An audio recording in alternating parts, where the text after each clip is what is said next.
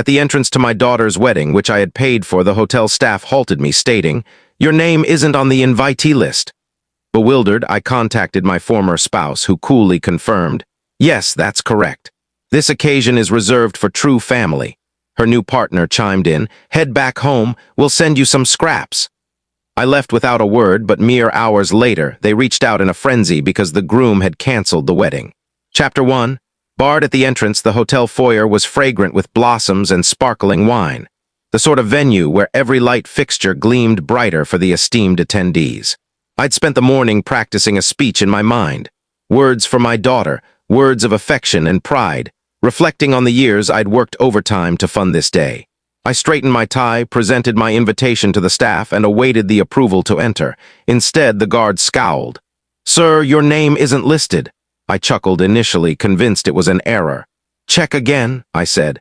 "I'm the bride's father. I financed this entire celebration." The guard rechecked, then shook his head, resolute and unyielding.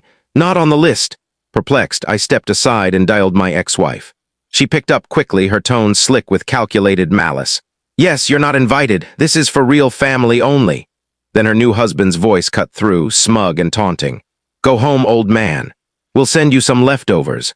Across the lobby, I spotted them, my ex-wife and her spouse, standing just far enough to observe me with smirks. My chest tightened. The guard expected me to protest, to yell, to make a scene.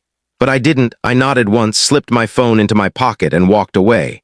No words, no confrontation, just quiet, because some slights don't require a response. They demand retribution. Chapter 2. The call that shifted everything. I spent the evening alone, perched on the edge of my bed, staring at the suit jacket still neatly hung over a chair. My phone remained silent on the nightstand, their mocking laughter still ringing in my ears. I'd been shamed at my own daughter's wedding, or so I believed. Then the phone rang. It was past midnight when my phone glowed with an unfamiliar number.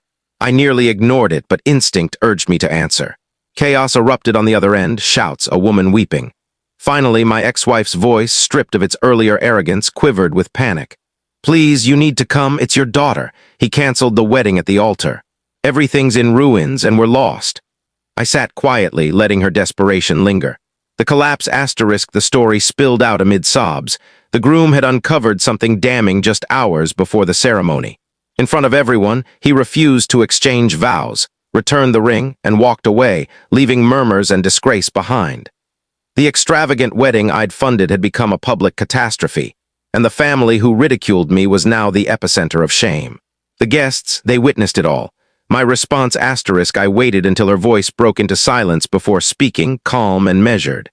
"Hours ago, you said I wasn't family, that I didn't belong. Tonight, when everything unraveled, you suddenly recalled my number. Curious, isn't it?" She stumbled over words, pleaded, tried to apologize. But I didn't argue or raise my voice. I simply ended the call. For years, they'd dismissed me. Tonight, the humiliation had turned on them, and it wasn't mine to bear. Because the worst part of betrayal is that when everything collapses, those you pushed away aren't there to save you. And I had no intention of saving them. Chapter 3. The truth behind the canceled engagement *. The next morning, I sipped my coffee, half expecting more frantic calls. They came, but I ignored them. Instead, I scanned local news and social media. The truth was spreading faster than the wedding gossip. Guests had leaked details. The groom had received evidence that morning, photos, messages, irrefutable proof, that my ex-wife and her new husband had been scheming, diverting funds, and trying to entangle his family in questionable business ventures. Worse, rumors suggested my daughter had been coerced by her mother's greed into signing documents she didn't fully comprehend. The groom, realizing marriage would bind his family to their deceit, chose the only option left. He ended it publicly. The fallout, the scandal, erupted instantly. Guests recorded the confrontation and videos spread online. The groom returning the ring, my ex-wife's face draining of color, the whispers igniting the ballroom. Overnight, her meticulously crafted image as a dignified matriarch shattered. Business associates withdrew, citing moral concerns. Her new husband's reputation was tarnished. The same people who mocked me at the entrance now stood as the centerpiece of public disgrace. But my daughter was the heart of it all. I learned through a mutual friend that she had fled the venue in tears, heartbroken, not because the marriage ended, but because she saw how her mother's greed had destroyed everything. For the first time, she wasn't aligned with them. She wasn't laughing with them. She was alone, questioning everything. And that's when I knew my moment would arrive, not to gloat, but to show her what real family meant. Chapter 4. My daughter's decision asterisk, the scandal consumed the wedding entirely. My ex-wife and her new husband were too preoccupied with salvaging their image to notice the one person who mattered most, my daughter. The visit asterisk 3 days later, a knock came at my door. There she stood, shaken, her face bare of makeup, pale from sleepless nights. She looked younger, vulnerable, nothing like the poised bride meant to walk down the aisle. Her voice trembled. "Dad, can I come in?" She sat at my kitchen table, clutching a mug of tea she barely sipped. Finally, she whispered, "I didn't know. I didn't know Mom and him were doing this. I thought they were protecting me. I thought you were the issue." Her eyes brimmed with tears. "And when you weren't at the wedding, I resented you for it. But then I learned why. And I realized you were the only one who was always there for me." The breaking of bonds asterisk for years, my ex-wife had turned her against me, portraying me as resentful, insignificant, unworthy. And for years, I endured the pain of watching my daughter drift into their influence. But now, she saw through it, not because I forced her, but because truth emerges when lies collapse under their own weight. She reached for my hand. "I want nothing from them anymore, I just want you." My quiet triumph asterisk, I didn't need to say much. I squeezed her hand, steady like when she was a child. In that moment, the revenge was complete. Her mother had tried to erase me from the wedding, from her life, but instead she had erased herself. Chapter 5. The public confrontation, the scandal of the canceled wedding lingered, but for families like theirs, silence was survival. My ex-wife believed she could bury it with time, money, and carefully spun lies. But this time, the lie was too big, and I was done letting her rewrite the narrative. The gathering stormed 2 weeks later. The hotel issued a statement confirming the wedding bill remained unpaid. Guests murmured that the bride's father, me, had been excluded, despite covering most of the costs up front. The story spread through the community. I had been humiliated at the entrance, rejected by my ex-wife while her new husband mocked me. At first, I stayed silent. Silence had always been my sharpest tool. Then came an opportunity, a community fundraiser dinner attended by many of the wedding guests, business associates, and family friends. The perfect platform. The revelation asterisk that night, I arrived prepared, carrying documents, invoices, receipts, bank transfers, proof I had funded the wedding, from the last floral arrangement to the polished dance floor. When the MC handed me the microphone for a brief thank you speech, I smiled calmly and began.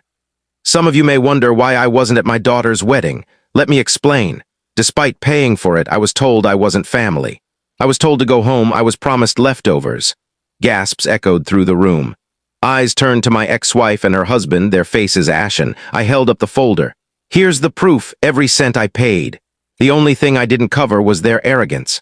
The collapse asterisk phones emerged. Guests whispered louder, some openly recording. My ex-wife's husband stood, stammering excuses, but the weight of evidence and the wedding scandal silenced him. The public reckoning had arrived. Their image as a respectable, untouchable couple was shattered. The hook asterisk I ended with calm, deliberate words. "Family isn't about lists, titles, or pride. It's about loyalty, and loyalty was never on their invitee list." I left the stage to silence, not cheers, not applause, just silence. The kind that signaled reputations were already crumbling. Chapter 6. The final reckoning, the fundraiser dinner, ended with a heavy, quiet settling over the hall. My ex-wife and her new husband sat motionless, their carefully built image destroyed before the very people whose approval they craved. The aftershocks, the fallout spread quickly. Business associates who once sought her husband's favor now ignored his calls. Friends who had laughed at me at the hotel entrance quietly distanced themselves, unwilling to be tied to scandal. Their social circle, which they valued over loyalty and truth, vanished overnight. Their reputation, once their shield, turned to dust. My daughter's resilience asterisk, but the most significant outcome wasn't theirs. It was my daughter's. She visited me days later, free of pretense or her mother's lies weighing her down. She met my gaze with a newfound steadiness. "Dad, I understand now. I know who was truly there for me all along. I'm sorry it took me so long to see." I didn't need her apology. Her presence was enough. In that moment, I realized revenge hadn't just humbled the proud, it had given my daughter clarity. It had severed the chains of deceit she'd been bound by for years. The closing circle asterisk I reflected on that night at the hotel entrance, the guard's cold words. "Your name isn't on the guest list." They had tried to erase me, But in the end, their arrogance erased them. Because when the dust settled, I was the only one standing by my daughter. The lesson asterisk humiliation stings in the moment, but silence and truth outlast arrogance.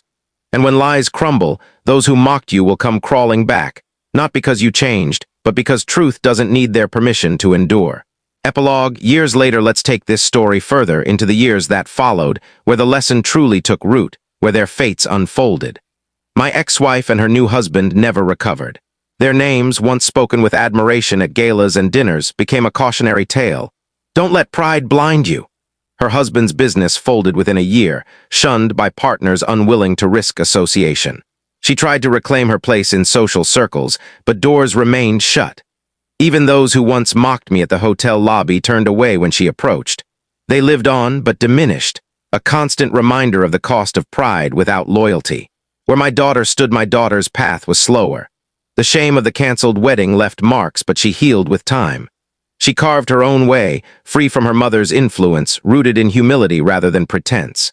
She welcomed me into her new life, birthdays, holidays, milestones, not out of obligation, but because she finally saw who had always been there for her.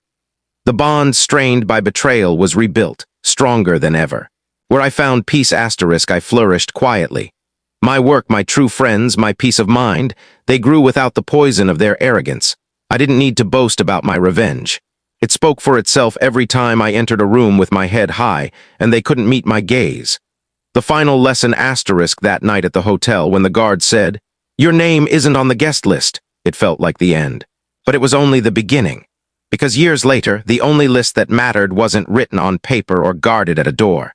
It was the list of those who stayed true, loyal, and real, and on that list my name will always endure. Was this revenge justified? Share your thoughts on this story in the comments below. If you believe this tale is justified, like it. Share it with someone who needs this energy, and subscribe to Lauren's story for more gripping tales of betrayal and justice. Because here, every lie meets its reckoning, and every betrayal finds its shadow. Stay sharp, stay strong, and stay tuned.